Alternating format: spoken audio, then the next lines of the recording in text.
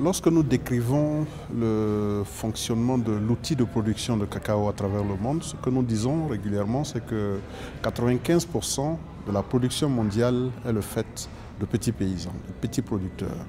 Donc cela donne une toute petite place, 5%, aux plantations industrielles. Mais il y a également d'autres caractéristiques qui sont notamment que le petit producteur se retrouve avec 300 à 400 kilos par hectare. Pour la plupart, ils sont pauvres, ils sont illettrés. Et quand nous regardons les tendances en termes de consommation du cacao pour les décennies à venir, nous ne pouvons pas nous permettre de continuer dans ce modèle. Nous avons donc commencé à observer ce qui se passe ailleurs. Et c'est dans ce contexte que l'Amérique latine constitue pour nous un exemple à envisager. Parce que les méthodes de production y sont beaucoup plus modernes. Nous ne disons pas qu'il faut absolument les calquer partout en Afrique de l'Ouest, mais nous pensons qu'il est nécessaire qu'un certain nombre de caractéristiques puissent être repliquées en Afrique de l'Ouest. Est-ce que vous pouvez nous donner quelques exemples de ce modernisme technologique en Amérique latine ? J'ai eu l'opportunité de me rendre en Amérique latine, de visiter dans quelques pays ce qui se fait, notamment en Équateur, Nicaragua. Je puis vous assurer que ce sont des exploitations modernes en termes de préparation de terrain, en termes de fertilisation, en termes d'apport de pesticides, d'irrigation, de tout ce que quelqu'un qui est, on va dire, expert dans le domaine de l'agriculture peut avoir comme rêve en termes de préparation de sol, planting, conduite de l'exploitation, c'est ce que nous avons vu.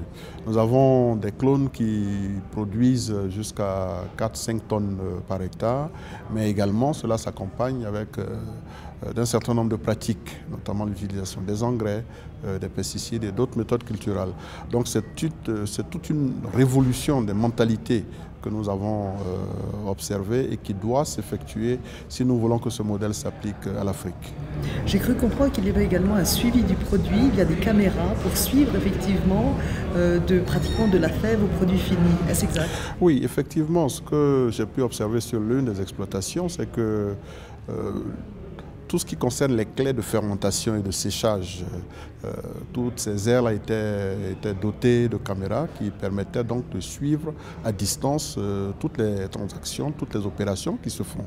Et donc, je me suis même laissé dire que ces caméras étaient reliées par satellite aux compagnies qui ont commandé ces produits et qui peuvent donc, en termes de traçabilité, suivre ce qui se fait sur la plantation concernant leurs produits. Donc, pour nous qui avons pour souci de maintenir une traçabilité, toutes les notions d'éthique dont on fait état quand on parle de la cacaoculture, c'est dans le domaine du rêve en quelque sorte. Donc c'est une approche qui, je le dis avec un enthousiasme qui ne devrait pas concerner uniquement le cacao, mais qui concerne une agriculture moderne telle qu'elle doit être conduite. On parle souvent d'avoir des tracteurs climatisés dans une plantation, c'est effectivement ce que nous avons vu.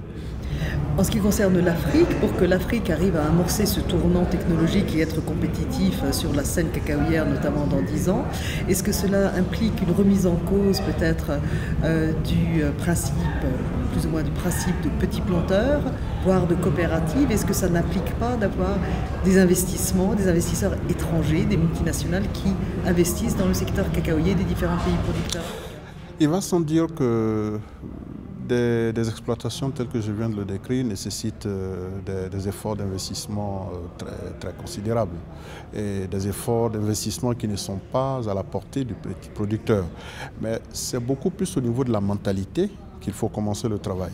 Ce que j'ai coutume à dire, c'est que le cacao doit de nos jours être considéré comme une activité d'affaires. C'est un business, ce n'est pas un mode de vie où on se contente de ce qu'on a, on essaie de modifier une ou deux choses.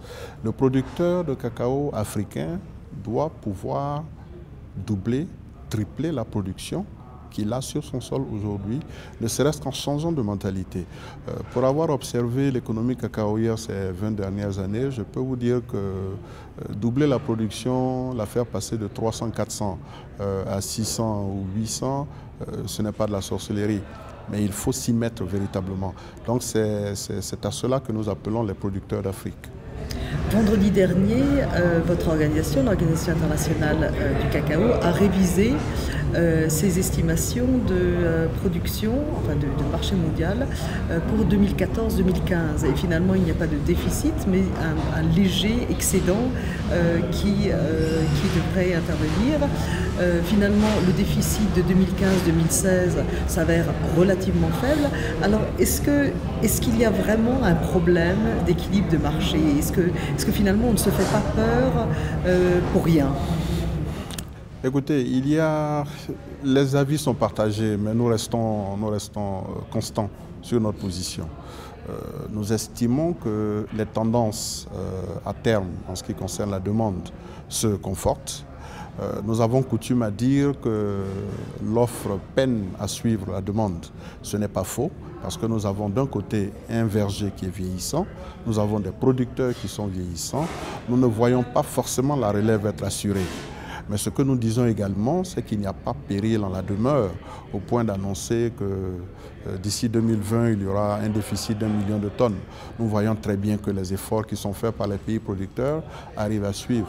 Et dans les présentations que je fais, on voit bien que d'une manière ou d'une autre, on finit toujours par arriver à un certain équilibre. Si vous prenez même on va dire le surplus que nous avons déclaré pour 14-15 et le léger déficit, nous sommes toujours dans les zones d'erreur statistique.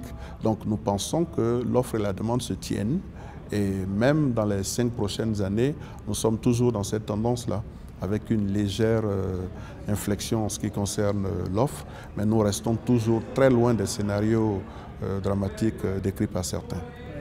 L'Organisation internationale du cacao va à terme déménager pour aller s'installer à Abidjan. Pourquoi? À quoi ça sert de déménager? C'est une décision qui a été prise en mai 2002.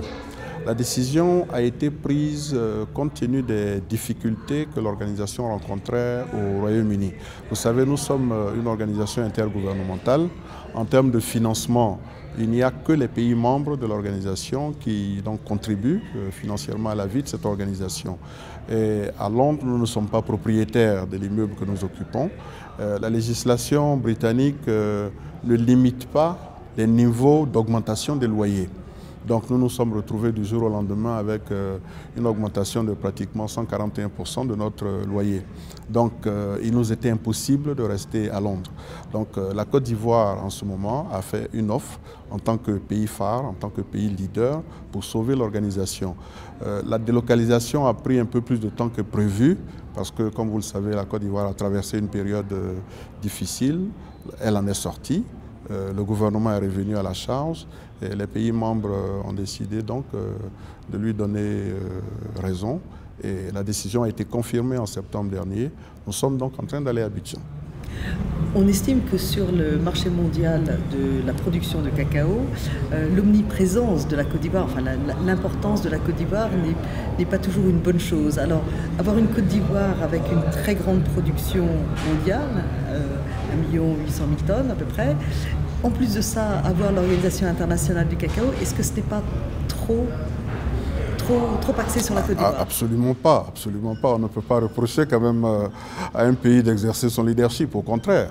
Au contraire, ce qu'il faut dire, c'est que la Côte d'Ivoire nous a sortis d'un pétrin.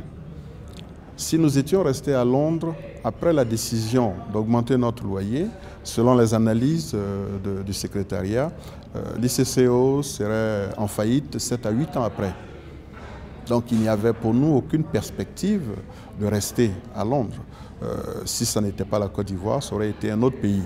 Donc le gouvernement ivoirien a fait preuve de leadership, justement en raison de son poids dans l'économie cacaoyère mondiale, pour nous sortir d'une situation quelque peu étriquée dans laquelle nous nous trouvons. Maintenant, quant à dire que ça crée des jalousies, non, je ne crois pas. Il règne parmi les pays membres une saine émulation. Il y a 2 groupes, producteurs et consommateurs, qui s'affrontent régulièrement, mais c'est de bonne guerre. Et je le vis depuis 20 ans, je pense que c'est de bonne guerre. Les pays membres sont heureux d'aller en Côte d'Ivoire. Maintenant, il faut ajouter que le Conseil, en décidant de délocaliser sur Abidjan, a également fait une ouverture en ce qui concerne l'ouverture de bureaux régionaux. en Amérique latine et en Asie. Donc nous sommes en train d'examiner avec les pays de ces régions comment mettre cette idée en pratique. Très bien. Parfait. Il y a déjà des pays qui sont positionnés sur... Oui, il y a des pays qui sont positionnés, mais vous permettez que je réserve la primeur à mes pays membres avant de l'annoncer publiquement. Mais il y a des pays qui sont on va dire, très intéressés par des bureaux régionaux. Très bien. L'Organisation internationale du café a des bureaux régionaux? Non. Pas à ma connaissance. Oui, donc vous seriez la première organisation? La première organisation qui, délocalisée hors de Londres, aurait des bureaux régionaux dans les autres régions d'Afrique. Pour nous, nous pensons que, loin d'affaiblir l'organisation en raison de son déplacement géographique, on va dire, au contraire, renforcera la présence de l'ICCO dans les autres régions du monde. Merci infiniment. Merci à vous.